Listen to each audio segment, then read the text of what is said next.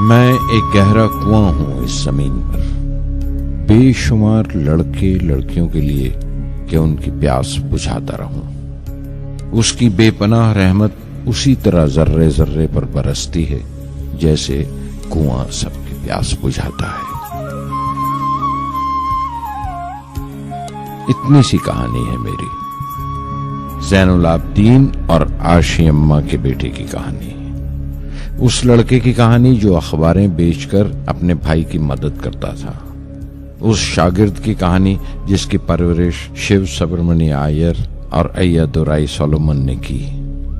उस विद्यार्थी की कहानी जिसे पंडले मास्टर ने तालीम दी, MGK मेनन और प्रोफेसर साराभाई ने इंजीनियर की पहचान दी, जो नाकामियों और मुश्किलों में पलकर साइंसदान बना।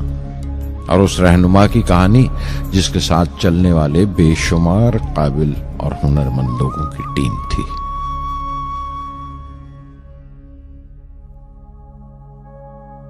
मेरी कहानी मेरे साथ खत्म हो जाएगी, क्योंकि दुनियावी मानों में मेरे पास कोई पूंजी नहीं है।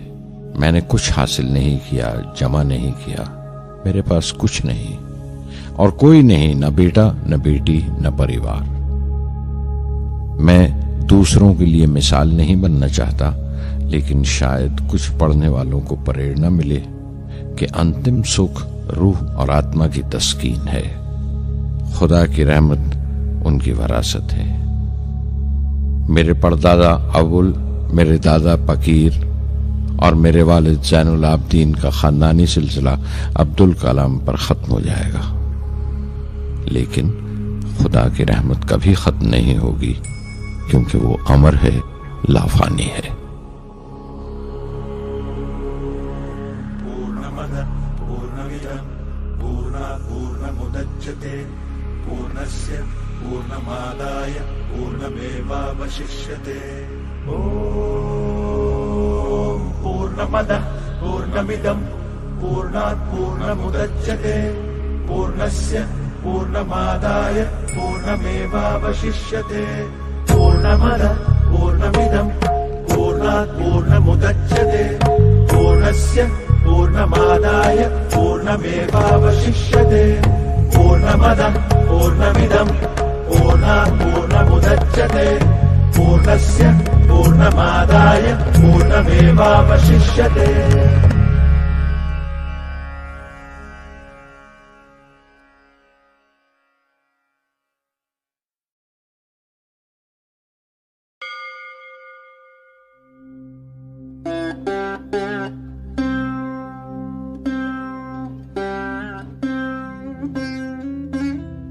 मैं शहर रामेश्वरम के एक मिडिल क्लास तमिल खानदान में पैदा हुआ। मेरे अब्बा ज़ैनुल आबदीन के पास न तालीम थी न दौलत, लेकिन इन मजबूरियों के बावजूद एक दानाई थी उनके पास और हौसला था। और मेरी मां जैसी मददगार थी आशी अम्मा। उनकी कई औलादों में एक मैं भी था, बुलंद कामत माँ बाप का एक छोटे से कद वाला मामूली शक्ल सूरत का लड़का। अपने पुश्तैनी मकान में रहते थे हम, जो कभी 19वीं सदी में बना था। काफी वसी और पक्का मकान था रामेश्वरम की मस्जिद स्ट्रीट में। मेरे अब्बा हर तरह के ऐशो आराम से दूर रहते थे, मगर जरूरियात की तमाम चीजें मुयस्सर थीं। सच तो यह है कि मेरा बचपन बड़ा महफूज था, मादी तौर पर भी और जज्बाती तौर पर भी, मटीरियली एंड इमोशनली।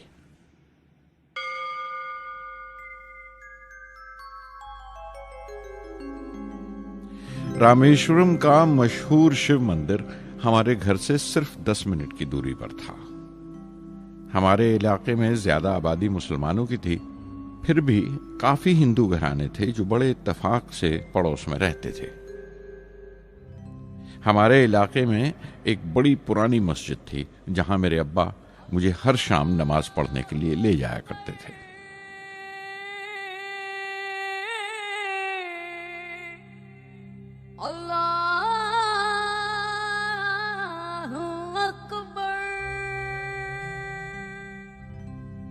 रामेश्वरम मंदिर के बड़े पुरोहित पक्षी लक्ष्मण शास्त्री मेरे अब्बा के पक्के दोस्त थे।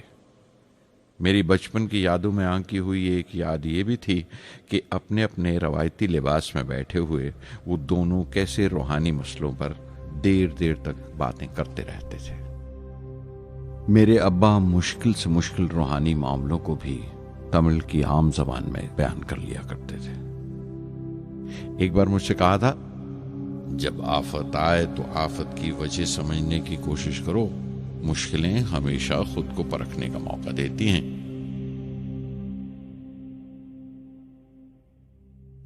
मैंने हमेशा अपनी साइंस और टेक्नोलॉजी में अब्बा के असूलों पर चलने की कोशिश की है। मैं इस बात पर यकीन रखता हूं कि हमसे ऊपर भी एक आला ताकत है, एक महान शक्ति है जो हमें मुसीबत, मायूसी और नाकामियों से निकालकर सच्चाई के मुकाम तक पहुंचाती है। मैं करीब 6 बरस का था जब अब्बा ने एक लकड़ी की कश्ती बनाने का फैसला किया, जिसमें वो यात्रियों को रामेश्वरम से धनुषकोडी का दौरा करा सकें, ले जाएं और वापस ले आएं। वो समंदर के साहिल पर लकड़ियां बिछाकर कश्ती का काम किया करते थे, एक और हमारे रिश्तेदार के साथ, अहमद जलालुद्दीन। बाद में उनका निकाह मेरी आपा जोहरा के साथ हुआ। अहमद जलालुद्दीन हालांकि मुझसे 15 साल बड़े थे, फिर भी हमारी दोस्ती आपस में जम गई थी। हम दोनों हर शाम लंबी सैर को निकल जाया करते थे। मस्जिद गली से निकलकर हमारा पहला पड़ाव शिव मंदिर हुआ करता था, जिसके गिर्द हम उतनी ही श्रद्धा से परिक्रमा करते थे जिस श्रद्धा से बाहर से आए हुए यात्री। जलालुद्दीन ज्यादा पढ़ लिख नहीं सके उनके घर के हालात की वजह से, लेकिन मैं जिस जमाने की बात कर रहा हूं, उन दिनों हमारे इलाके में सिर्फ वही एक शख्स था जो अंग्रेजी लिखना जानता था। जलालुद्दीन हमेशा तालीम याफ्ता पढ़े लिखे लोगों के बारे में बातें करते थे, साइंस की इजाद, मेडिसिन और उस वक्त के लिटरेचर का जिक्र किया करते थे। एक और शख्स जिसने बचपन में मुझे बहुत मुतासिर किया वो मेरा कजन था, मेरा चचेरा भाई शमसुद्दीन। उसके पास रामेश्वरम में अखबारों का ठेका था और सब काम अकेले ही किया करता था। हर सुबह अखबार रामेश्वरम रेलवे स्टेशन पर ट्रेन से पहुंचता था। सन 1939 में दूसरी आलमगीर जंग शुरू हुई, द सेकेंड वर्ल्ड वॉर। उस वक्त मैं 8 साल का था। हिंदुस्तान को इत्तेहादी फौजों के साथ शामिल होना पड़ा और एक इमरजेंसी के हालात पैदा हो गए थे। सबसे पहली दुर्घटना यह हुई कि रामेश्वरम स्टेशन पर आने वाली ट्रेन का रुकना कैंसिल कर दिया गया और अखबारों का गट्ठा अब रामेश्वरम और धनुषकोडी के बीच से गुजरने वाली सड़क पर चलती ट्रेन से फेंक दिया जाता। शमसुद्दीन को मजबूरन एक मददगार रखना पड़ा जो अखबारों के गट्ठे सड़क से जमा कर सके। वो मौका मुझे मिला और शमसुद्दीन मेरी पहली आमदनी की वजह बना। हर बच्चा जो पैदा होता है वो कुछ समाजी और आर्थिक हालात से जरूर असरअंदाज होता है और कुछ अपने जज्बाती माहौल से भी। उसी तरह उसकी तरबियत होती है। मुझे दयानतदारी और सेल्फ डिसिप्लिन अपने अब्बा से विरासत में मिला था और मां से अच्छाई पर यकीन करना और रहमदिली। लेकिन जलालुद्दीन और शमसुद्दीन की सोहबत से जो असर मुझ पर पड़ा, उससे सिर्फ मेरा बचपन ही महज अलग नहीं हुआ, बल्कि आइंदा जिंदगी पर भी उसका बहुत बड़ा असर पड़ा।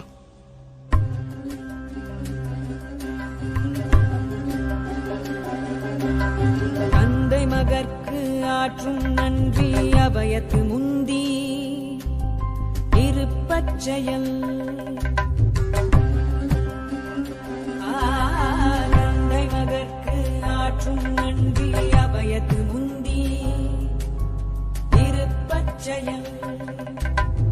இருப்பச்செயல் மகன் தந்தைக்கு ஆற்றும் உதவி இவன் தந்தை என்னோற்றான் கொள்.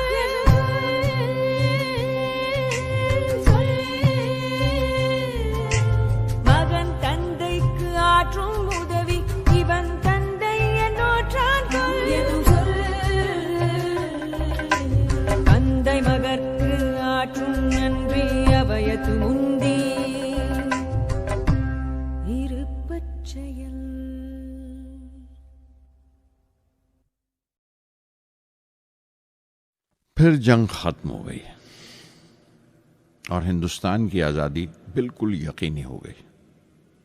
मैंने अब्बा से रामेश्वरम छोड़ने की इजाज़त चाही। मैं डिस्ट्रिक्ट हेडक्वार्टर्स रामनाथपुरम जाकर पढ़ना चाहता था। शमसुद्दीन और जलालुद्दीन मेरे साथ रामनाथपुरम तक गए मुझे श्वार्ट्ज हाई स्कूल में दाखिल कराने के लिए। जाने क्यों वो नया माहौल मुझे रास नहीं आया। रामनाथपुरम बड़ा मसरूफ शहर था और करीब 50,000 की आबादी थी, लेकिन रामेश्वरम का सुकून और इत्मीनान कहीं नहीं था। घर बहुत याद आता था और घर लौटने का कोई मौका मैं छोड़ता नहीं था। श्वार्ट्ज हाई स्कूल में दाखिल होने के बाद एक 15 साल लड़के के तमाम शौक जो हो सकते थे मेरे अंदर जाग उठे। मेरे टीचर अय्या दुराई सोलोमन बेहतरीन रहबर थे, गाइड, उस नौजवान जहन के लिए जिसके सामने जिंदगी की बेशुमार मुमकिनात खुलने वाली थी।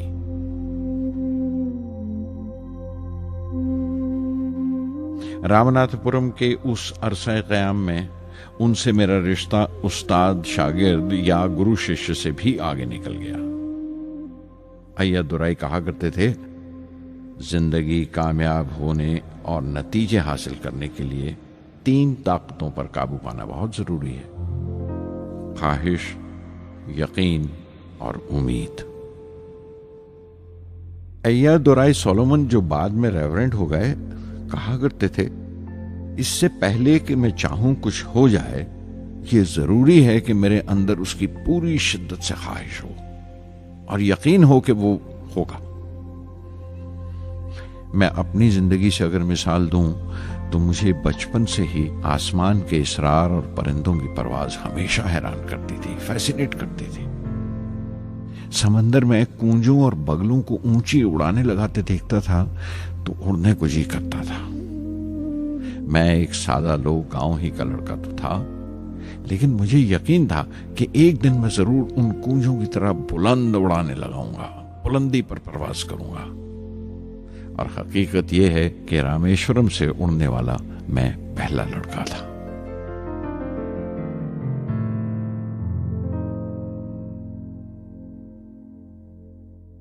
श्वार्ट्ज स्कूल में तालीम खत्म करते करते मेरे अंदर खुद एतमादी बस चुकी थी और मुझे यकीन था कि मैं जरूर कामयाबी हासिल करूंगा। मैं तालीम आगे जारी रखूंगा, उसमें कोई दूसरा ख्याल नहीं था। सन 1950 में मैं इंटरमीडिएट पढ़ने के लिए सेंट जोसेफ कॉलेज ट्रिची में दाखिल हो गया। जब बीएससी डिग्री के लिए मैंने सेंट जोसेफ कॉलेज में दाखिला लिया तो हायर एजुकेशन के माने सिर्फ इतने ही जानता था। ये नहीं जानता था कि हायर एजुकेशन के लिए कुछ और भी हो सकता है। न ये जानता था कि साइंस पढ़ के फ्यूचर के लिए और क्या मौके हासिल हो सकते हैं। बीएससी पास करने के बाद ही जान पाया कि फिजिक्स मेरा सब्जेक्ट नहीं था। अपने ख्वाब को पूरा करने के लिए मुझे इंजीनियरिंग में जाना चाहिए था। पता नहीं क्यों कुछ लोगों का ऐसा ख्याल है कि साइंस आदमी को खुदा से मुनकर कर देती है, लेकिन मेरे लिए तो साइंस एतमाद, विश्वास और रूहानी तस्कीन की वजह रही है।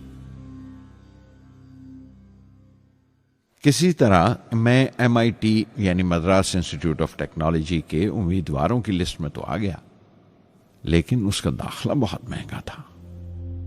कम से कम 1,000 रुपए की जरूरत थी और मेरे अब्बा के पास इतने रुपए नहीं थे। उस वक्त मेरी अक्का, मेरी आपा जोहरा ने अपने सोने के कड़े और चेन बेचकर मेरी फीस का इंतजाम किया। मुझ पर उसकी उम्मीद और यकीन देखकर मैं पसीज गया।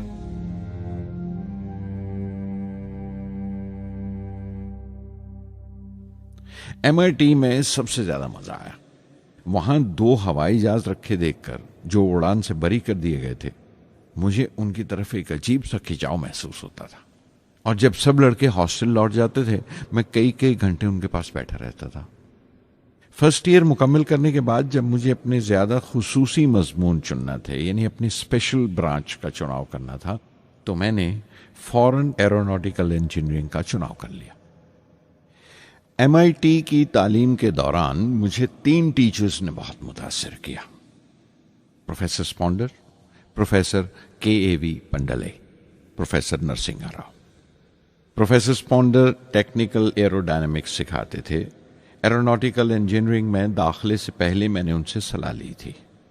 उन्होंने समझाया था कि मुझे मुस्तकबिल का फैसला करने से पहले मुस्तकबिल की मुमकिनात के बारे में नहीं सोचना चाहिए, बल्कि सोचना चाहिए एक अच्छी बुनियाद के लिए और अपने रुझान और इश्तियाक के बारे में कि उसमें कितनी शिद्दत है, मेरे एप्टीट्यूड्स और एस्पिरेशन में कितनी इंटेंसिटी है।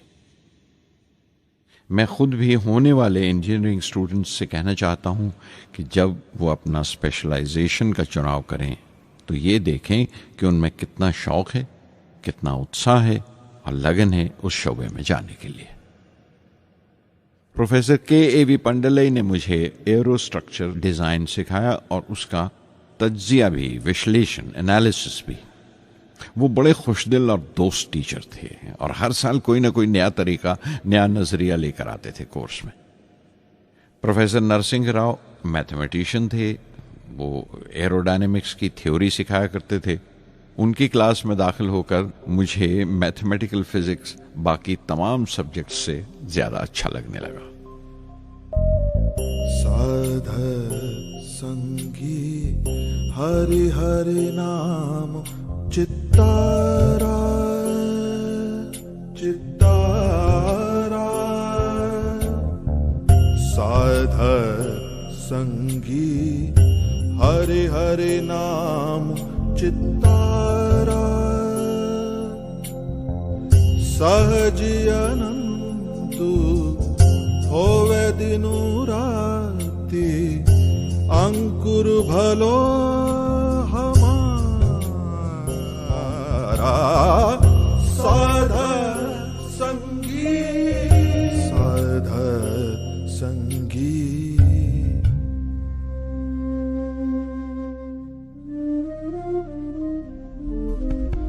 गुरुपुरा भेटियो बड़ भागी, गुरुपुरा भेटियो बड़ भागी, जाको अंतु न परवारा, अंतु न परवारा, नानक सरनी गही स्वामी की, पुनः पुनः नमस्कार, साध संगी साध संगी।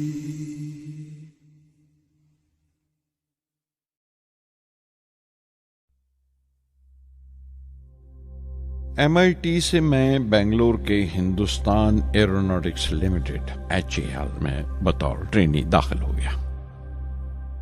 HAL से जब मैं एरोनॉटिकल इंजीनियरिंग ग्रेजुएट बनकर निकला तो जिंदगी ने 2 मौके मेरे सामने खड़े कर दिए और दोनों मेरी परवाज के देरीना ख्वाब पूरे कर सकते थे। एक मौका था एयरफोर्स का, दूसरा मिनिस्ट्री ऑफ डिफेंस में directorate of technical development and production का। मैंने दोनों में अर्जी भेज दी और बैक वक्त दोनों से इंटरव्यू का बुलावा आ गया। एयरफोर्स के लिए मुझे देहरादून बुलाया गया था और डिफेंस के लिए दिल्ली। मेरे दोनों मुकाम 2000 किलोमीटर के फासले पर थे। ये पहला मौका था मेरा अपने वसी और विराट वतन को देखने का। खिड़की पर बैठा मैं इस देश की सरजमीन को पांव तले से बहता हुआ देख रहा था। हैरान था कि उत्तर की तरफ सफर करते हुए एक ही मुल्क का लैंडस्केप कैसे बदलता चला जाता है। मैं 1 हफ्ता दिल्ली में ठहरा, डिफेंस मिनिस्ट्री का इंटरव्यू दिया। इंटरव्यू अच्छा हुआ था। वहां से मैं देहरादून गया एयरफोर्स सिलेक्शन बोर्ड के इंटरव्यू के लिए। 25 उम्मीदवारों में मैं 9वें नंबर पर आया। मेरा दिल बैठ गया, बहुत मायूस हुआ और कई दिन तक अफसोस रहा कि एयरफोर्स में जाने का मौका मेरे हाथ से निकल गया। मैं ऋषिकेश चला गया, दिल पर यह बोझ लेकर कि आने वाले दिन बड़े सख्त होंगे।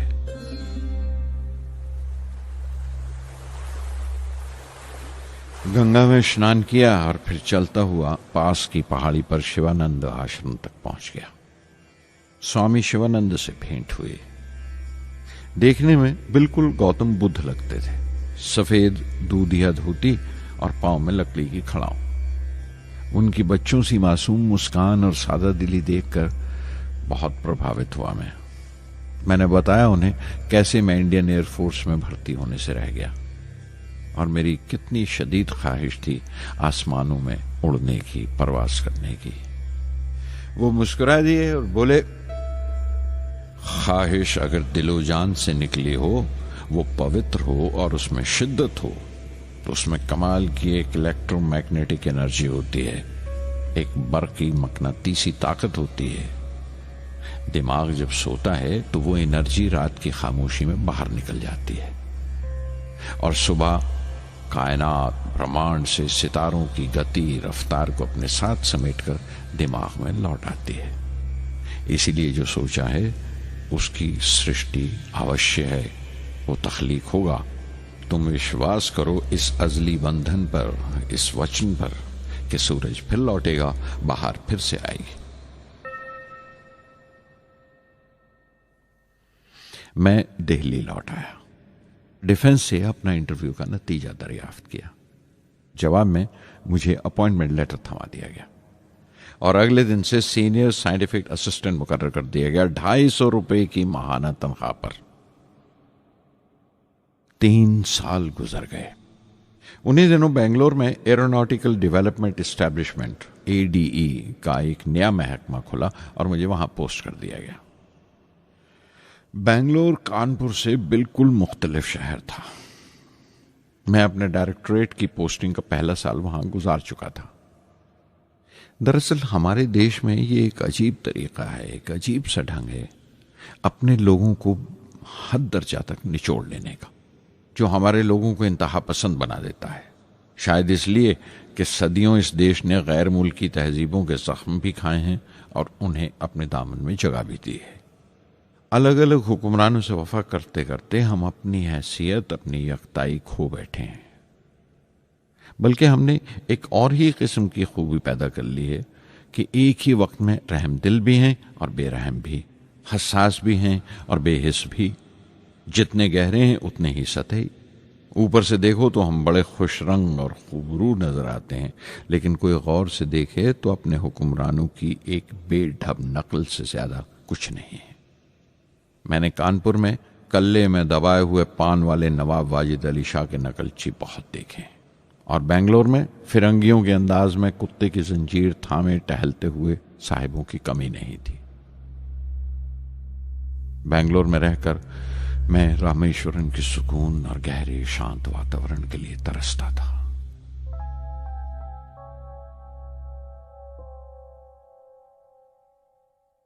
पहले साल तो ADE में कोई ज्यादा काम नहीं था। एक प्रोजेक्ट टीम बनाई थी कि 3 सालों में एक स्वदेशी हॉवरक्राफ्ट तैयार करें और वो वक्त से पहले तैयार हो गया। नंदी उसका नाम रखा गया, शिव की सवारी के आधार पर। उसका डिजाइन हमारी उम्मीद से ज्यादा अच्छा था, लेकिन मैं सख्त मायूस हुआ जब आपसी कंट्रोवर्सीज की बिना पर सारा प्रोजेक्ट बालाए ताक रख दिया गया, बंद कर दिया गया।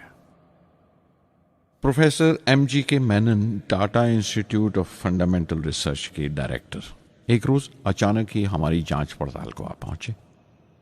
नंदी का जिक्र निकला। मुझसे पूछताछ करते हुए उन्होंने ख्वाहिश जाहिर की एक 10 मिनट की उड़ान के लिए। उसके 1 हफ्ता बाद की बात है, मुझे इनकुस्पार से बुलावा आ गया, the Indian committee for space research.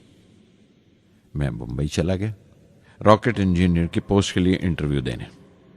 मेरा इंटरव्यू लेने वाले डॉक्टर विक्रम साराभाई और प्रोफेसर MGK मेनन के अलावा मिस्टर सराफ थे, जो उस वक्त एटॉमिक एनर्जी कमीशन के डिप्यूटी सेक्रेटरी के ओहदे पर थे। डॉक्टर साराभाई की गर्मजोशी ने पहली ही मुलाकात में मेरा दिल मोह लिया। अगले ही दिन मुझे खबर मिल गई कि मैं चुन लिया गया। मुझे इनकोस्पार में रॉकेट इंजीनियर की हैसियत से शामिल कर लिया गया था। सन 1962 के देरीना हिस्से में कहीं इनकोस्पार ने थुम्बा में इक्वेटोरियल रॉकेट लॉन्चिंग स्टेशन बनाने का फैसला किया। थुम्बा केरला में त्रिवेंद्रम से परे एक दूर दराज के ऊंगते से गांव का नाम है। हिंदुस्तान में यह मॉडर्न रॉकेट बेस्ड रिसर्च की एक दबी सी इब्तदा थी, हल्की सी शुरुआत। उसके फौरन बाद ही मुझे 6 माह के लिए अमेरिका भेज दिया गया, नासा में रॉकेट लॉन्चिंग की ट्रेनिंग के लिए। जाने से पहले मैं थोड़ा सा वक्त निकालकर रामेश्वरम गया। मेरे अब्बा मेरी इस कामयाबी के लिए बहुत खुश हुए और मुझे उसी मस्जिद में ले जाकर शुक्राने की नमाज अदा की।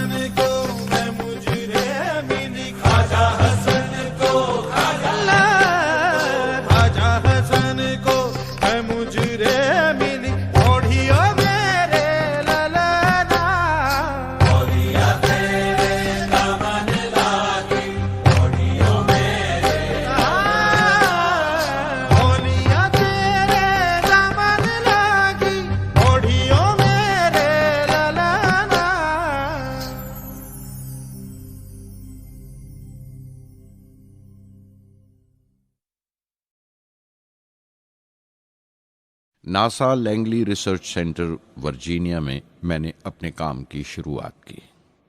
बाद में Goddard space flight centre Maryland चला गया। मैं अपना इंप्रेशंस अमेरिकन्स के बारे में बेंजामिन फ्रैंकलिन के इस जुमले से बयान कर सकता हूं, जिन बातों से तकलीफ होती है उनसे तालीम भी मिलती है। हिंदुस्तानी तंजीमों में, यहां की ऑर्गेनाइजेशंस में एक बड़ी मुश्किल है। जो ऊपर हैं वो बड़े मगरूर हैं। अपने से छोटों की, जूनियर्स और सबऑर्डिनेट्स की राय लेना अपनी हतक समझते हैं। कोई शख्स भी अपनी खूबी दिखा नहीं सकता अगर आप उसे मलामत ही करते रहें। उसूल और पाबंदी, पाबंदी और सख्ती, सख्ती और जुल्म के बीच की लाइन बड़ी महीन है, बारीक है। उसकी पहचान बहुत जरूरी है। मैं जैसे ही नासा से लौटा, फौरन बाद हिंदुस्तान का पहला रॉकेट लॉन्च वाक़या हुआ, 21 नवंबर सन 1963। वो साउंडिंग रॉकेट था, नाम नाइकी अपेची। नाइकी अपेची की कामयाबी के बाद प्रोफेसर साराभाई ने अपनी आरजू, अपने ख्वाब का इजहार किया। एक Indian satellite launch vehicle ISLV का सपना। हिंदुस्तानी रॉकेट का ख्वाब 20वीं सदी में एक तरह से 18वीं सदी का ख्वाब भी कहला सकता है, जो टीपू सुल्तान ने देखा था। टीपू सुल्तान की फौज में 27 ब्रिगेड थे जो खुशून कहलाते थे, और हर एक ब्रिगेड में एक दस्ता था रॉकेटमैन का जो साथ रहा करता था और जुर्क्स कहलाता था। जब टीपू सुल्तान मारा गया तो अंग्रेजों ने 700 रॉकेट्स और 900 रॉकेट के सब सिस्टम्स बरामद किए 1799 में तिरुकन्नाहल्ली की जंग के बाद। वो रॉकेट्स विलियम कॉन्गरीव ने इंग्लैंड भिजवा दिए जांच पड़ताल के लिए, उसकी तकनीक समझने के लिए, जिसे आज की साइंसी जबान में हम रिवर्स इंजीनियरिंग कहते हैं। टीपू सुल्तान की मौत के साथ उस ख्वाब की भी मौत हो गई, कम से कम 150 साल के लिए। पंडित जवाहरलाल नेहरू की बदौलत वो रॉकेटरी का ख्वाब एक बार फिर हिंदुस्तान में जिंदा हुआ। प्रोफेसर साराभाई ने उस ख्वाब को हकीकत बनाने की जिम्मेदारी अपने सर ले ली। बहुत से तंग नजर लोगों को एतराज था इस बात पर कि इस मुल्क में जहां लोगों को 2 वक्त की रोटी नसीब नहीं होती, वहां इन स्पेस उड़ानों को, इन खलाई तहरीकों को क्यों तरजीह दी जा रही है। लेकिन प्रधानमंत्री पंडित नेहरू और प्रोफेसर साराभाई के नजरिए में किसी किस्म का मुबालगा नहीं था। उनके नजरिए बिल्कुल साफ थे कि अगर दुनिया के मुल्कों में और दुनिया के मसलों में कोई हिस्सा लेना है, शिरकत करनी है, हिंदुस्तान को कोई हैसियत हासिल करनी है, तो साइंस और टेक्नोलॉजी की तरक्की और खुद मुख्तारी, सेल्फ रिलायंस अशद जरूरी है। और उनका मकसद ताकत का मुजाहिरा हरगिज नहीं था। सहज पके सुमीठा होए। थुम्बा में 2 रॉकेट सहज पके मगर कामयाब हुए, एक रोहिणी, दूसरा मेनिका। अगला साल लगा ही था जब प्रोफेसर साराभाई ने मुझे दिल्ली बुला भेजा। एक मीटिंग थी और मीटिंग में ग्रुप कैप्टन वीएस नारायणन से मेरा तारुफ कराया गया, जो एयर हेडक्वार्टर्स से थे। प्रोफेसर साराभाई ने रेटो तैयार करने का इरादा जाहिर किया, rocket assisted take off system, एक मिलिट्री एयरक्राफ्ट जो रॉकेट की मदद से उड़ाया जा सके बड़ी छोटी सी जगह में। शाम तक यह खबर भी आम हो गई कि हिंदुस्तान एक खुद साख्ता मिलिट्री एयरक्राफ्ट तैयार कर रहा है और मैं उस प्रोजेक्ट का मुख्तार हूं, जिम्मेदार हूं।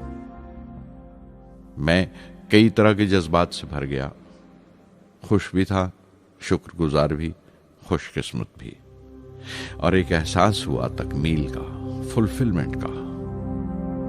19वीं सदी के एक शायर की ये सत्रें बहुत याद आई। हर दिन के लिए तैयार रहो, हर दिन को एक तरह ही मिलो। जब ओखली हो बर्दाश्त करो, जब दस्ता हो तो वार करो। रेटो पे काम करते हुए 2 अहम वाकयात हुए। पहला तो यह था कि अपने देश में पहली बार स्पेस रिसर्च का 10 साला प्रोग्राम तैयार हुआ, जिसके ऑथर थे प्रोफेसर साराभाई। मेरे लिए वो एक ऐसा रूमानी मैनिफेस्टो था जैसे स्पेस से इश्क करने वाले किसी शायर की रूमानी नज्म हो, जैसे कोई अपने देश के आसमान से इश्क करने लगा हो। और दूसरा वाकया मिनिस्ट्री ऑफ डिफेंस में मिसाइल पैनल का तैयार होना। नारायणन और मैं, हम दोनों उस पैनल के मेंबर थे। उस वक्त तक भविष्य की आने वाली SLV सैटेलाइट लॉन्च व्हीकल का नाक नक्शा भी तैयार हो चुका था। प्रोफेसर साराभाई अपने देरीना ख्वाब को ताबीर देने के लिए कुछ और साथियों का चुनाव कर चुके थे। मैं खुद को खुशकिस्मत समझता हूं कि मुझे उस प्रोजेक्ट का लीडर चुना गया। उस पर प्रोफेसर साराभाई ने मुझे एक और जिम्मेदारी भी सौंपी कि लॉन्च की 4थी स्टेज मैं ही डिजाइन करूं। यह मामूल था, मेरा आदत थी कि हर मिसाइल पैनल की मीटिंग के बाद मैं जाकर प्रोफेसर साराभाई को पूरी तफसील, पूरी रिपोर्ट देता था। दिल्ली में ऐसी ही एक मीटिंग के बाद 23 दिसंबर 1971 को मैं त्रिवेंद्रम लौट रहा था और उस दिन प्रोफेसर साराभाई थुम्बा में SLV का मुआयना करने गए हुए थे। दिल्ली एयरपोर्ट के लाउंज से मैंने उन्हें फोन किया, पैनल मीटिंग की तफसील बताई। प्रोफेसर साराभाई ने मुझे कहा कि मैं त्रिवेंद्रम एयरपोर्ट पर उनका इंतजार करूं। मैं जब त्रिवेंद्रम पहुंचा तो फिजा में एक मातम बिछा हुआ था। मुझे खबर दी गई कि प्रोफेसर साराभाई नहीं रहे। चंद घंटे पहले दिल का दौरा पड़ने से उनका इंतकाल हो गया। मैं थर्रा के रह गया। चंद घंटे पहले ही तो मैंने उनसे बात की थी। मेरे लिए वो बहुत बड़ा सदमा था। प्रोफेसर साराभाई मेरी नजर में इंडियन साइंस के राष्ट्रपिता हैं, जैसे राष्ट्र के पिता महात्मा गांधी हैं। उन्होंने अपनी टीम से रहनुमा पैदा किए और खुद अपने अमल से उनके लिए मिसाल साबित हुए।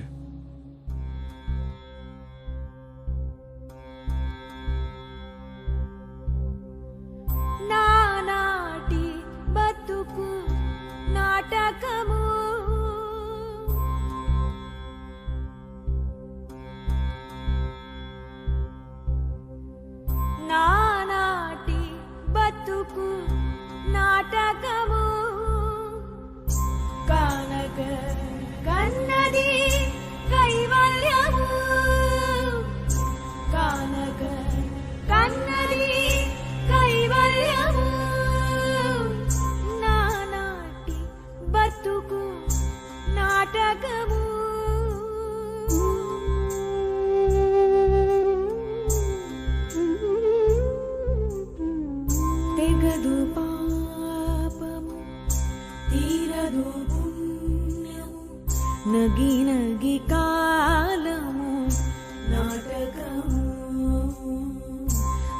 తీరదు పాపము తీరదు పుణ్యము నగి నగి కాలము నాటకము యగువన శ్రీ వెంకటేశ్వరుడేలిగే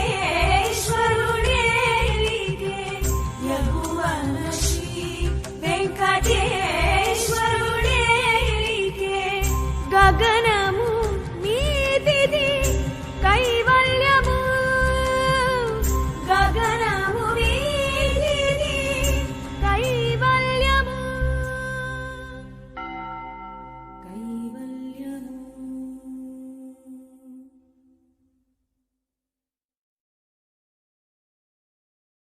कुछ अरसा प्रोफेसर एमजी के मेनन ने स्पेस रिसर्च का काम संभाला। बिलाखिर प्रोफेसर सतीश धवन को Indian space research organisation ISRO की जिम्मेदारी सौंप दी गई। तुम्बा का पूरा कॉम्प्लेक्स एक बड़े पैमाने पर स्पेस सेंटर बना दिया गया और Vikram Sarabhai space centre VSSC का नाम दिया गया। जिसने वो सेंटर कायम किया था उसी के नाम से उस जगह की श्रद्धांजलि पेश की गई। मशहूर मेटलर्जिस्ट डॉक्टर ब्रह्म प्रकाश VSSC के पहले डायरेक्टर मुकर्रर हुए। कोई भी शख्स अपनी जिम्मेवारी में तभी कामयाब हो सकता है अगर वो बारसूख हो, मोतबर हो और अपने फैसलों के लिए उसे सही हद तक आजादी हो। शायद निजी जिंदगी में भी तसल्ली का यही एक रास्ता है, आजादी और जिम्मेवारी एक साथ हो, तभी वो तस्कीन और खुशी का बायस हो सकती है।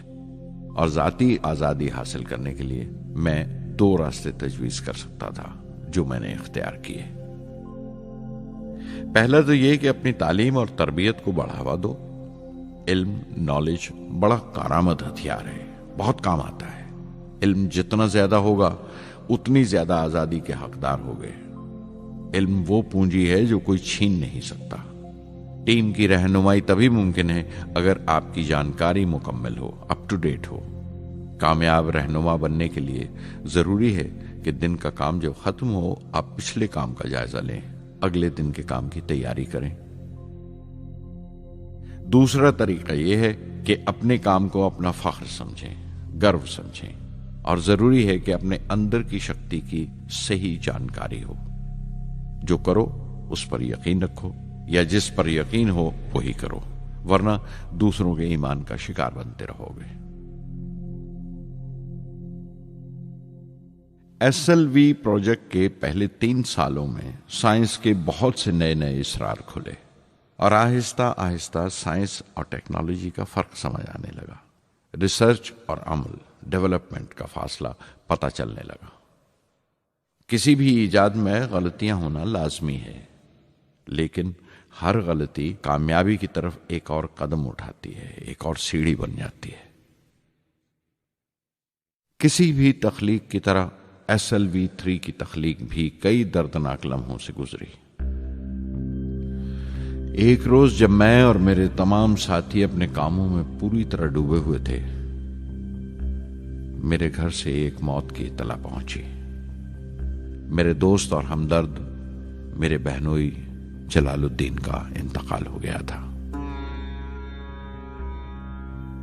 कुछ देर के लिए तो मैं सुन्न होकर रह गया, मेरी आंखों में अंधेरा छा गया। थोड़ी देर बाद जब अपने चौगिरदे का एहसास हुआ तो महसूस किया जैसे मेरी हस्ती का एक हिस्सा मर गया था। रात की रात बसों में सफर करता हुआ अगली सुबह मैं रामेश्वरम पहुंचा।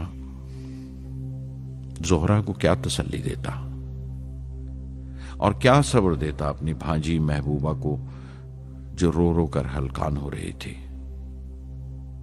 मेरी आंखों के सोते पहले ही सूख चुके थे। थुम्बा लौटकर बहुत दिनों तक सारा कामकाज, सारी मसरूफियत बेमानी लगने लगी। बहुत दिनों तक बहुत मलाल लगा, सब बेमानी लगता था।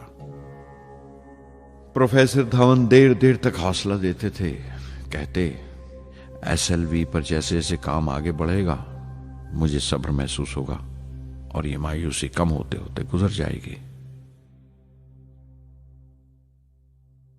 1976 में मेरे अब्बा ज़ैनुल आबदीन 102 साल की उम्र में वहीं रामेश्वरम में इंतकाल फरमा गए। 15 पोते पोतियां छोड़कर गए थे पीछे और एक पड़पोता। दुनियावी तौर पर वो सिर्फ एक और बुजुर्ग की मौत थी। कोई बड़ा मातम नहीं हुआ, झंडा नहीं उतारा गया, न अखबारों ने स्याह हाशिए दिए, न सियासतदान थे वो, न विद्वान कोई, न कोई बड़े सरमायादार। एक सीधे सादे इंसान थे, फरिश्ता सिफत। और हर उस बात की वजह थे जो दानाई और पारसाई की राह दिखाती है।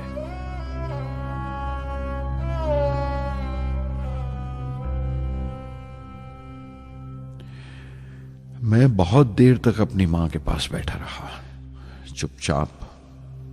और जब उठा थुम्बा लौटने के लिए तो उसने रुंधे गले से दुआएं दी मुझे।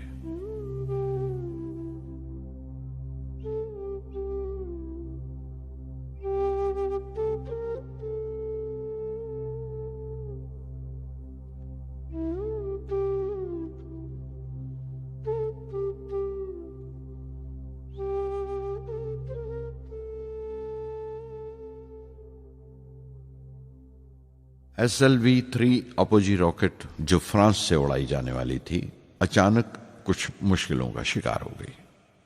मुझे फौरन फ्रांस जाना पड़ा। मैं रवाना होने ही वाला था कि मेरी मां की मौत की खबर पहुंची। यके बाद दीगरे 3 मौतें हो गई मेरे घर में। उस वक्त मुझे अपने काम में पूरे ध्यान की जरूरत थी। 100% लगन से काम करने की ख्वाहिश किसी और लगन की गुंजाइश नहीं छोड़ती। मुकम्मल नीति और पूरी लगन से SLV-3 का ख्वाब 1979 के दरमियान में जाकर पूरा हुआ। हमने SLV-3 की परवाज का दिन 10 अगस्त 1979 तय किया था। 23 मीटर लंबा 4 स्टेजेस का ये रॉकेट 17 टन का वजन लेकर 7:58 पर बड़ी कजदाई से उड़ा और खला की तरफ रवाना हुआ।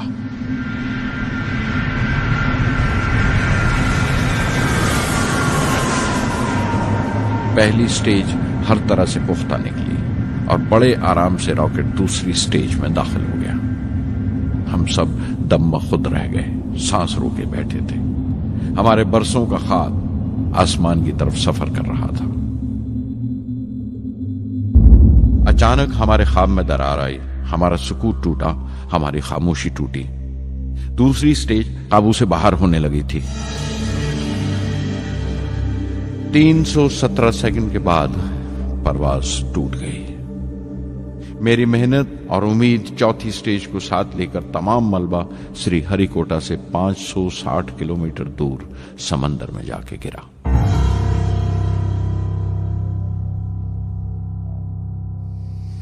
इस हादसे से हम सबको सख्त सदमा पहुंचा। मैं गम और गुस्से से भर गया, नुचड़ गया, बिल्कुल जिस्मानी तौर पर भी और जहनी तौर पर भी। मैं सीधा अपने कमरे में गया और बिस्तर में धंस गया। मैंने अपने कंधे पर एक दिलासे का हाथ महसूस किया तो आंख खोली। दोपहर ढल चुकी थी, शाम करीब थी। डॉक्टर ब्रह्म प्रकाश मेरे सराहने बैठे थे। उनकी इस हमदर्दी ने छू लिया मुझे। मैं उदास था, मायूस था, लेकिन अकेला नहीं।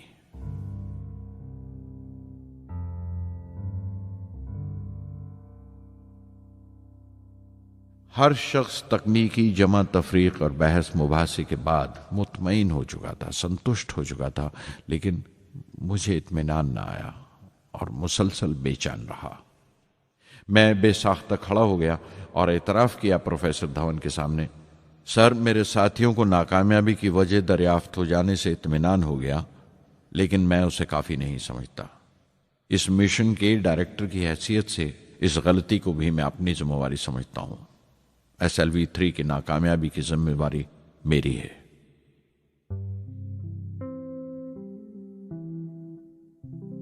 साइंस का काम कमाल दर्जा उत्साह भी देता है, खुशी भी और उतनी ही गहरी मायूसी भी। इस तरह के वाकयात सोच सोचकर मैं दिल को ढारस देता रहा। यह ख्याल कि इंसान चांद पर उतर सकता है सबसे पहले एक रूसी साइंटिस्ट ने सोचा था। उसे हकीकत बनने में 40 साल गुजर गए जब अमेरिका ने उसे पूरा किया। प्रोफेसर चंद्रशेखर ने चंद्रशेखर लिमिट का आविष्कार किया था 1930 में, जब कैम्ब्रिज में पढ़ रहे थे। लेकिन 50 साल बाद उन्हें उसी डिस्कवरी पर नोबेल प्राइज मिला। वॉन ब्राउन अपनी सैटर्न लॉन्च व्हीकल से आदमी को चांद पर उतारने से पहले कितनी सारी नाकामियों से गुजरे होंगे। पहाड़ की चोटी पर उतरने से पहाड़ पर चढ़ने का तजुर्बा नहीं मिलता। जिंदगी पहाड़ की चढ़ानों पर मिलती है, चोटी पर नहीं। चढ़ानों पर ही तजुर्बे मिलते हैं और जिंदगी मंचती है और टेक्नोलॉजी तरक्की करती है। चोटी पर पहुंचने की कोशिश ही में चढ़ानों का इल्म हासिल होता है। मैं एक एक कदम चलता रहा, चढ़ता रहा चोटी की तरफ।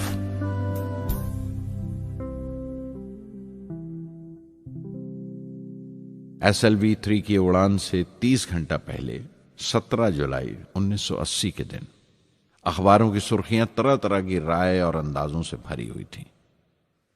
ज्यादातर रिपोर्टर्स ने पहली SLV की उड़ान याद दिलाई थी कि किस तरह वो रॉकेट फेल हो गया था और उसका मलबा समंदर में जाकर गिरा था।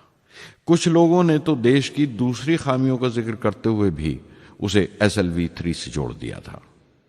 मैं जानता था कि अगले दिन का नतीजा हमारे फ्यूचर के स्पेस प्रोग्राम का फैसला करने वाला है। मुख्तसर ये कि सारी कौम की नजरें हम पर गड़ी हुई थीं। 18 जुलाई 1980 सुबह 8:03 पर हिंदुस्तान का पहला सैटेलाइट लॉन्च व्हीकल उड़ा।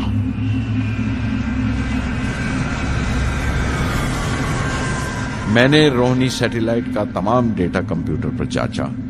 अगले 2 मिनट के अंदर अंदर रोहिणी अंतरिक्ष में था।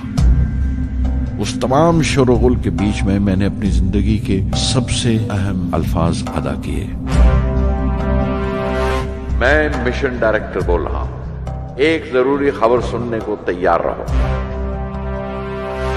चौथी स्टेज कामयाबी के साथ रोहिणी सैटेलाइट को लेकर अंतरिक्ष में दाखिल कर रही है।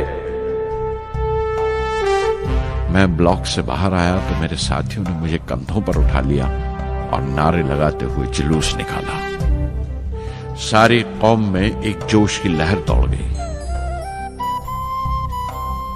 हिंदुस्तान उन चंद कौमों में शामिल हो गया था जिनके पास सैटेलाइट लॉन्च की काबिलियत थी। हमारी कौम का एक ख्वाब पूरा हुआ था और हमारे इतिहास का एक नया बाब खुला, एक नया चैप्टर। प्रधानमंत्री इंदिरा गांधी ने मुबारकबाद का तार भेजा और सबसे ज्यादा हिंदुस्तान के साइंसदान खुश थे कि ये पूरी कोशिश स्वदेशी थी, हमारी अपनी थी।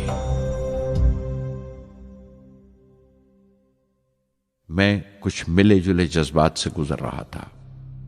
मैं खुश था कि पिछली 2 दहाइयों से जिस कोशिश में था बिलाखिर उसमें कामयाब हुआ।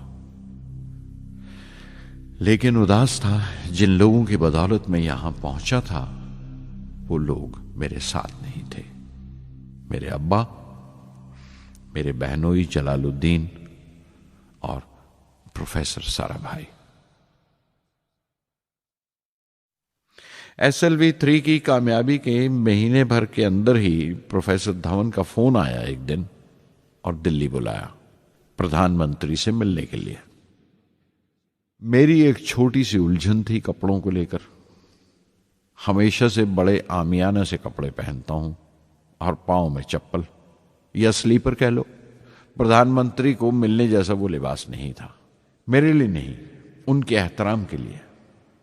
सुना तो प्रोफेसर धवन बोले, कपड़ों की फिक्र मत करो, तुमने जो शानदार कामयाबी पहन रखी है वो काफी है।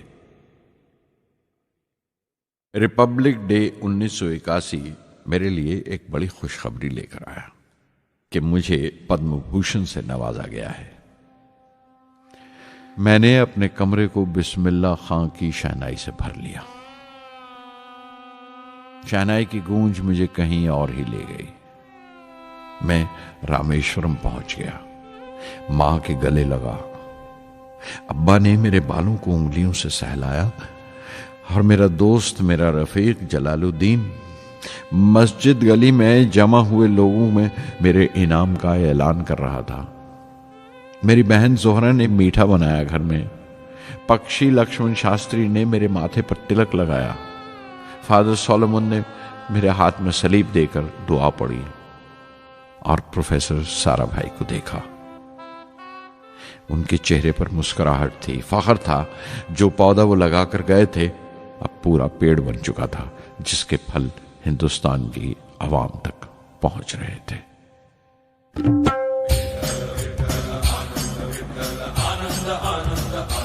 ओ आनंदाचे डोही आनंद तरंग, आनंदाचे डोही आनंद तरंग, आनंदाची अंग, आनंदाचे आनंदाची अंग, आनंदाचे आनंदाचे डोही आनंद तरंग, आनंदाचे डोही आनंद तरंग।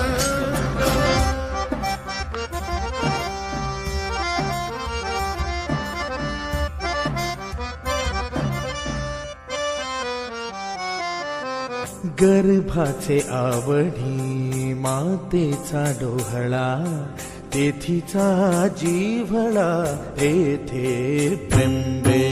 गर्भाचे आवडी मातेचा डोहळा, तेथीचा जीवळा तेथे प्रेंबे। तुका म्हणे तैसा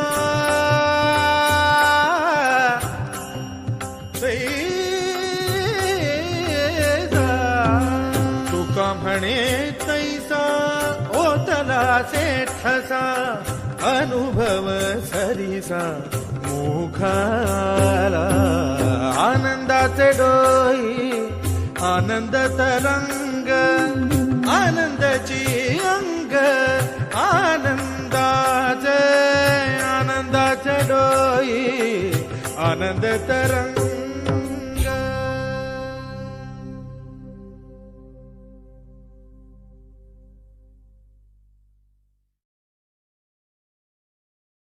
पहली जून 1982 मैंने defence research and development laboratory DRDL की जिम्मेवारी संभाल ली। उस वक्त के defence minister Shri R Venkataraman ने जब मशवरा दिया कि बजाय दर्जा बदर्जा मिसाइल तैयार करने के हमें मुकम्मल अपनी मिसाइल तैयार करने का प्रोग्राम बनाना चाहिए, तो हमें अपने कानों पर यकीन नहीं आया और देखते देखते ही वो प्रोजेक्ट एक मुकम्मल मिसाइल का प्रोग्राम बन गया, जिसके नतीजे आइंदा बहुत दूर तक पहुंचे। हर एक प्रोजेक्ट का नाम हिंदुस्तान की खुद मुख्तारी, सेल्फ रिलायंस का सबूत था। सरफेस टू सरफेस मिसाइल का नाम पृथ्वी रखा गया, टैक्टिकल कोर व्हीकल को त्रिशूल का नाम दिया गया, surface to air defence system Akash कहलाया, एंटी टैंक मिसाइल प्रोजेक्ट को नाग के नाम से पुकारा गया और मेरे देरीना ख्वाब रेक्स को यानी re entry experiment launch vehicle को मैंने अग्नि का नाम दिया। मिसाइल टेक्नोलॉजी का हुनर दुनिया की कुछ चुनी हुई कौमों के पास ही था। वो बड़े ताज्जुब से हमारी तरफ देख रहे थे कि हम क्या करने जा रहे हैं और कैसे करेंगे। हम एक मीटिंग में बैठे हुए अपने मकसद को पूरा करने के लिए 1984 की निशानदेही कर रहे थे जब डॉक्टर ब्रह्म प्रकाश की मौत की खबर आई। मेरे लिए वो एक और सदमा था। पहली SLV की नाकामी के वक्त जिस तरह उन्होंने ढारस दी थी मुझे, वो याद करके मैं और ज्यादा गमगीन हो गया।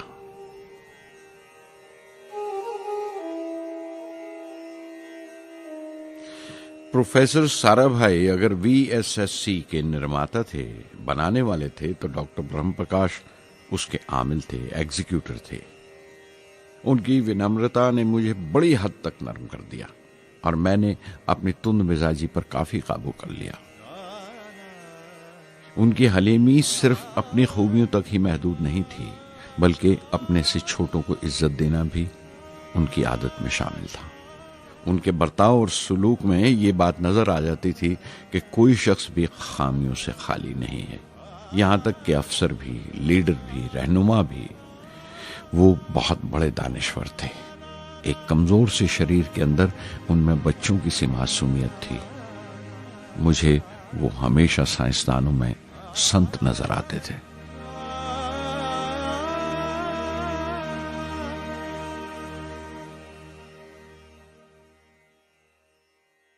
पृथ्वी का काम अपनी तकमील को पहुंच रहा था जब हम 1988 में दाखिल हुए। 25 फरवरी 1988 सुबह 11:23 पर पृथ्वी की पहली परवाज वाक़ हुई। हमारे मुल्क में वो एक ऐतिहासिक मौका था। पृथ्वी सिर्फ एक सरफेस टू सरफेस मिसाइल ही नहीं, बल्कि आइंदा आने वाली तमाम किस्म की मिसाइल का बुनियादी नक्शा भी था। फ्यूचर का मॉड्यूल था वो।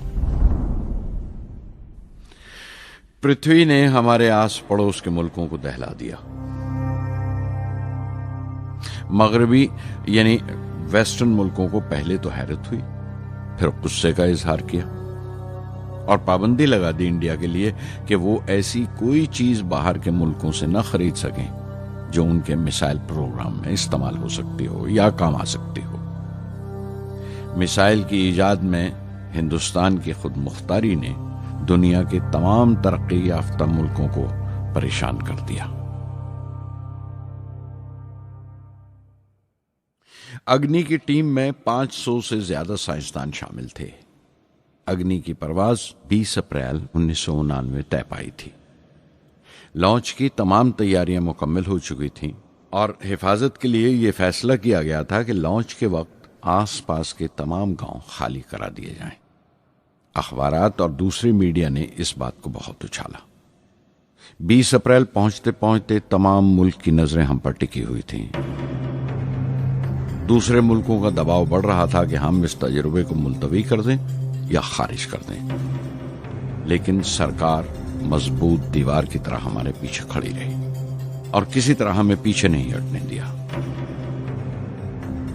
परवाज से सिर्फ 14 सेकंड्स पहले हमें कंप्यूटर ने रुकने का इशारा किया। किसी एक पुर्जे में कोई खामी थी, वो फौरन ठीक कर दी गई, लेकिन उसी वक्त डाउन रेंज स्टेशन ने रुकने का हुक्म दिया। चंद सेकंड्स में कई रुकावटें सामने आ गईं और परवाज मुलतवी कर दी गई। अखबारात ने आस्तीनें चढ़ा ली। हर बयान ने अपनी अपनी तरह की वजूहात निकाल ली। कार्टूनिस्ट सुधीर दार ने एक कार्टून शाया किया जिसमें एक खरीदार कुछ सामान दुकानदार को वापस करते हुए कह रहा था, अग्नि की तरह वो भी नहीं चली। एक कार्टून में दिखाया गया कि साइंसदान कह रहा है, सब ठीक था, स्विच बटन नहीं चला। हिंदुस्तान टाइम्स के कार्टून में एक नेता रिपोर्टर को समझा रहा है, डरने की कोई बात नहीं, ये बड़ी अमन पसंद अहिंसावाद की मिसाइल है, इससे कोई मरेगा नहीं। करीब 10 रोज दिन रात काम चला मिसाइल की दुरुस्ती पर और आखिरकार साइंसदानों ने एक नई तारीख तय की अग्नि की परवाज के लिए। मगर फिर वही हुआ। 10 सेकंड पहले कंप्यूटर ने रुकावट का इशारा किया। पता चला एक पुर्जा काम नहीं कर रहा है।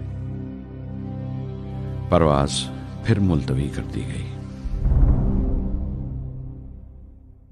ऐसी बात किसी भी साइंसी तजुर्बे में हो जाना आम बात है।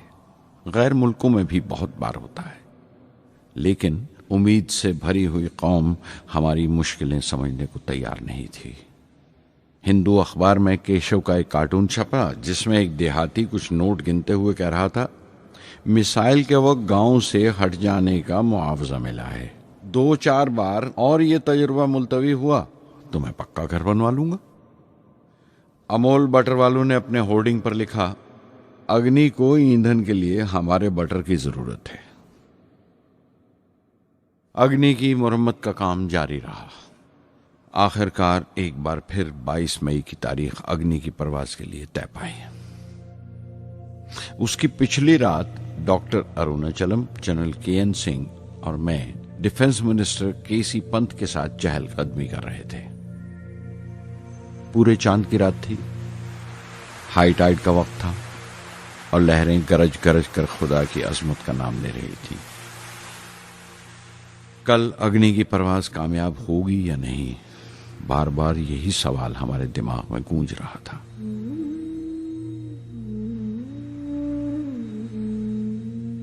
डिफेंस मिनिस्टर ने एक लंबी खामोशी को तोड़ते हुए पूछा, कलाम, कल अग्नि की कामयाबी मनाने के लिए क्या चाहते हो तुम? मैं क्या चाहता था? क्या था जो नहीं था मेरे पास? अपनी खुशी के इजहार के लिए मुझे क्या करना चाहिए? और अचानक मुझे जवाब मिल गया, हम 1 लाख पेड़ों की कोंपले लगाएंगे, मैंने कहा और उनके चेहरे पर रौनक आ गई। तुम अपनी अग्नि के लिए धरती मां का आशीर्वाद चाहते हो, बोले। कल यही होगा, उन्होंने पेशेंगोई की।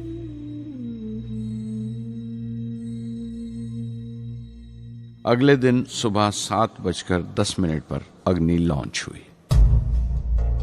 कदम कदम सही निकला। मिसाइल ने जैसे टेक्स्ट बुक याद कर ली हो, जैसे सबक याद कर लिया था। हर सवाल का सही जवाब मिल रहा था। लगता था एक लंबे खौफनाक ख्वाब के बाद एक खूबसूरत सुबह ने आंख खोली है। 5 साल की मुशक्कत के बाद हम इस लॉन्च पैड पर पहुंचे थे। इसके पीछे 5 लंबे सालों की नाकामयाबी, कोशिशें और इम्तिहान खड़े थे।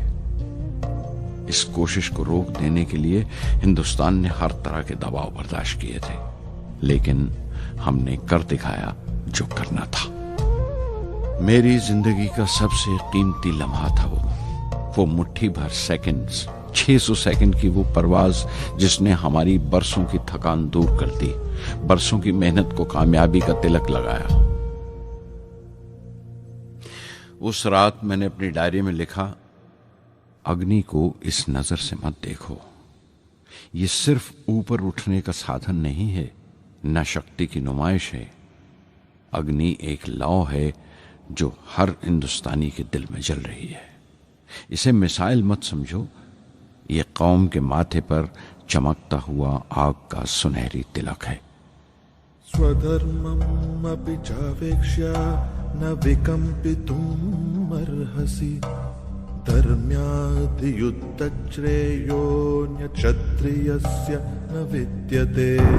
स्वधर्मम् अपि चावेक्ष्य न विकम्पितुम् अर्हसि, धर्म्याद् युद्धश्रेयोऽन्यक्षत्रियस्य न विद्यते।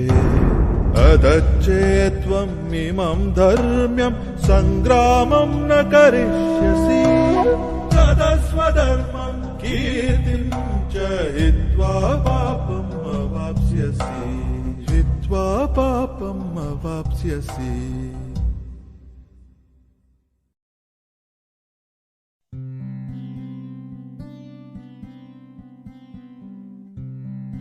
$1990 के रिपब्लिक डे पर देश ने मिसाइल प्रोग्राम की कामयाबी का जश्न मनाया।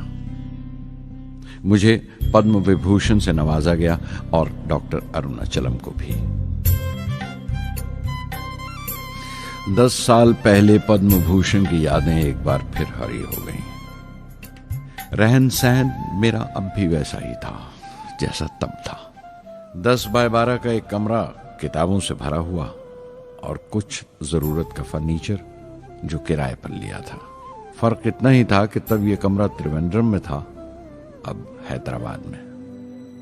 वेटर मेरा नाश्ता लेकर आया, इडली और छाछ, और आंखों में एक खामोश मुस्कुराहट, मुबारकबाद की।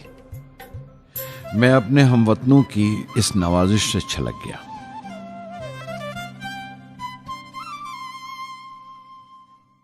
मैं जानता हूं कि बहुत से साइंसदान और इंजीनियर मौका मिलते ही वतन छोड़ जाते हैं, दूसरे मुल्कों में चले जाते हैं ज्यादा रुपया कमाने के लिए, ज्यादा आमदनी के लिए। लेकिन ये आदर, मोहब्बत और इज्जत क्या कमा सकते हैं जो उन्हें अपने वतन से मिलती है। 15 अक्टूबर 1991 में 60 साल का हो गया। मुझे अपने रिटायरमेंट का इंतजार था। चाहता था कि गरीब बच्चों के लिए एक स्कूल खोलूं।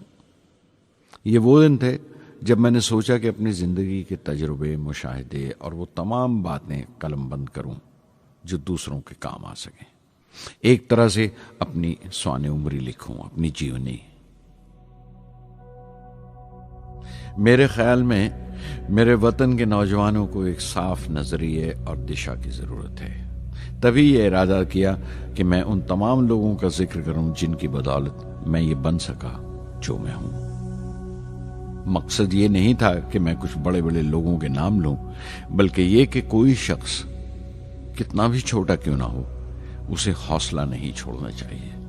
मसले, मुश्किलें जिंदगी का हिस्सा हैं और तकलीफें कामयाबी की सच्चाइयां हैं। जैसा कहा है किसी ने, खुदा ने यह वादा नहीं किया कि आसमान हमेशा नीला ही रहेगा, जिंदगी भर फूलों से भरी राहें मिलेंगी।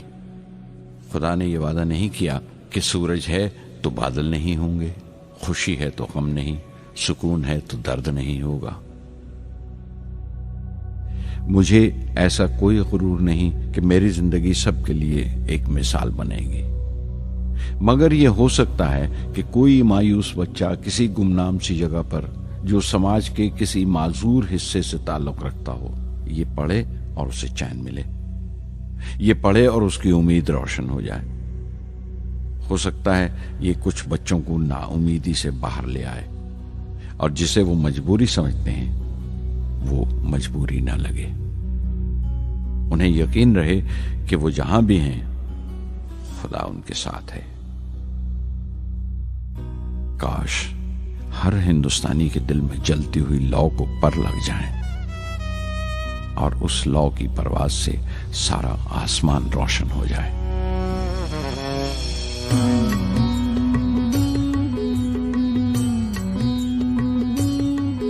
ये ज़मीं मेरी, मेरा आसमां, बड़ा खूबसूरत है जहां।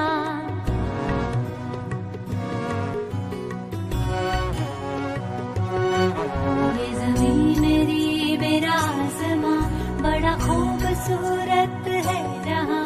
मेरी जिंदगी परवाज़ है, वो फिजा मेरी, मैं उड़ूं जहां। मेरी जिंदगी परवाज़ है, वो फिजा मेरी, मैं उड़ूं जहां। ये ज़मीं मेरी, मेरा आसमां, बड़ा खूबसूरत है जहां। कभी धूप लेप के आसमां हमने सुनहरी कर लिया।